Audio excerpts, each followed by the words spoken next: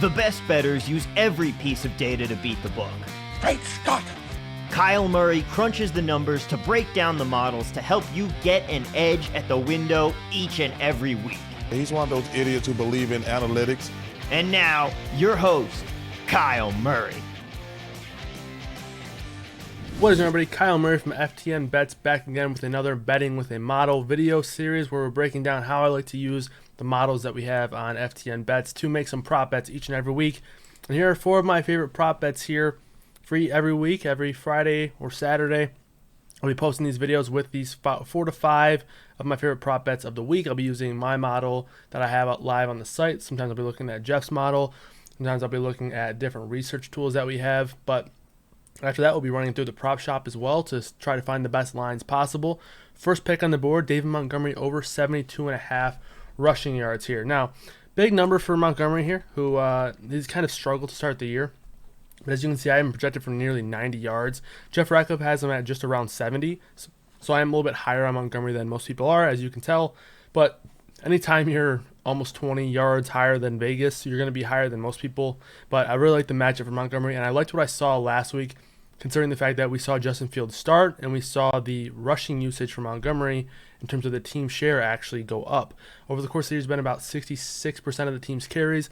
Last week, he was at 76% of the team's carries, while Justin Fields handled 24% of those team's carries. So again, I think we're going to continue to see Justin Fields and be involved in the running game. But as long as Montgomery is able to maintain his rushing status while Fields is under center, I think it makes a lot of sense to be encouraged by David Montgomery and his potential usage. So I have him at 17 carries here for just under 90 yards. Jeff has him at 16 carries for 70 yards. So I have him at about the same rushing total. I'm just giving him a little bit extra boost based on the matchup against the Lions, a team that I just think people are going to be able to run all over all year long, much like they were last year. So Montgomery over 72.5. I found this number originally on DraftKings at minus 115. But again, we'll shop around, see if we can find some better lines over there. Next pick, Noah Fant over 3.5 receptions. This was a number that I didn't really like. I really liked the over on this number, but I didn't really find any lines that I liked here. As you can see, my projection on the screen now, I have him for just under 5 catches and almost 7 targets. No KJ Hamler, no Jerry Jeudy, and finally a spot where the Broncos are forced to throw a little bit more. This is a 3-0 team, and they've played essentially nobody. They played the Giants, the Jets, and the Jaguars, I believe. So it's been a spot where they really just haven't really had any issue winning games, so they haven't really been forced to throw. And I think this is going to be a spot where they are forced to throw a bit more. And with Noah Fant potentially stepping into a larger role with KJ Hamler being out. KJ Hamler got hurt last week and still had 13% of the team's targets. So I think Noah Fant's going to have a spot to step into some more work here.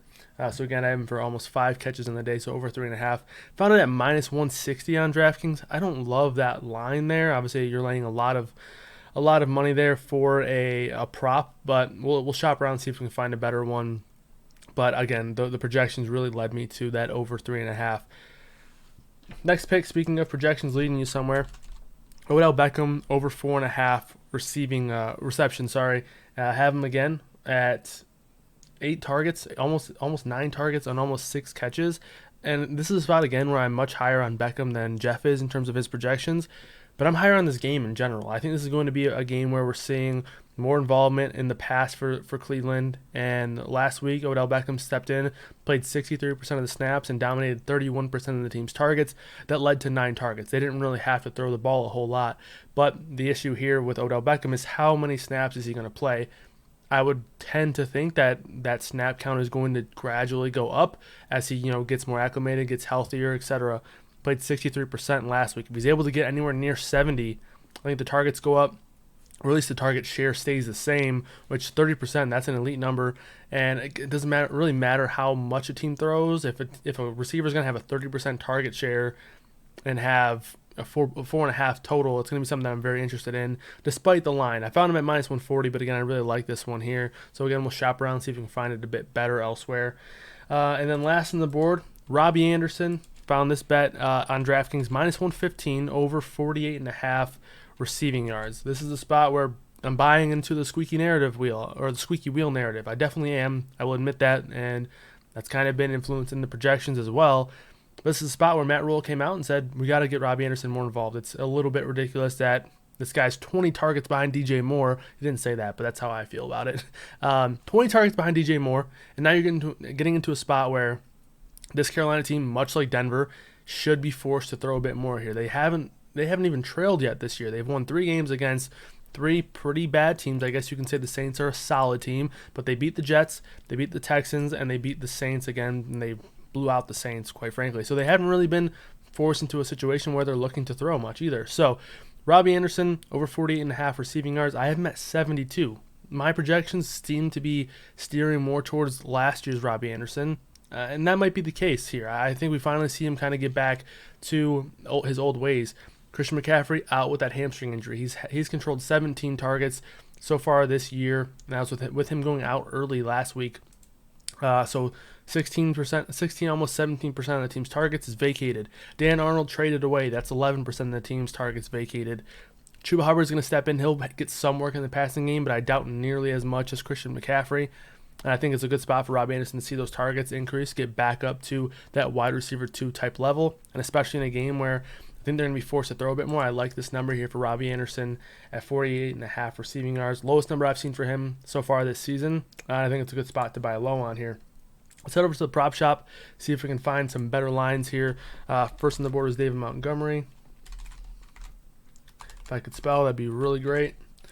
David Montgomery, rushing yards, so you can find him on FanDuel, 71.5 over there, minus 114. So that's definitely the best number there. That's one I would actually really like. So I made the bet on DraftKings earlier in the week, so I'm probably going to head over to FanDuel and make that bet over there. Next bet was Noah Fant again. This one, yeah, minus 160 looks like the number there. So that's more of a tolerance thing, how much you are willing to throw here. For example, with how much the projections like Noah Fant, this could be a spot where I see myself throwing 2 units rather than just 1 to kind of minimize some of the juice that you're kind of laying there, which I don't necessarily love at minus 160 on a prop. But again, projections really like it. But that's kind of just more of a personal preference, what you like to do in terms of prop betting there. Minus 143 looks like the best number there for Odell Beckham, but no number on FanDuel or DraftKings, so keep your eye on those as they kind of come back to the market there. If they come in any lower than that, it's a bet that I like. It's a bet that I like at minus 140. So I think that's a bet where potentially throwing 2 units on it to ensure that you're kind of getting a better payout in terms of what you feel comfortable with. But again, pretty much just down to preference. Robbie Anderson here, let's see. Receiving yards, 40. You can get him at 45.5 on FanDuel. Again, I saw this bet earlier in the week on DraftKings. Minus 114, 45.5. Again, another bet that I'm going to go over to FanDuel and make that over there. Really like that number. You can actually see it on the screen right now, so we'll roll down there. But yeah, 45.5. Robbie Anderson, minus 114 on FanDuel. That's what I prefer. So those are the 4 bets of the week.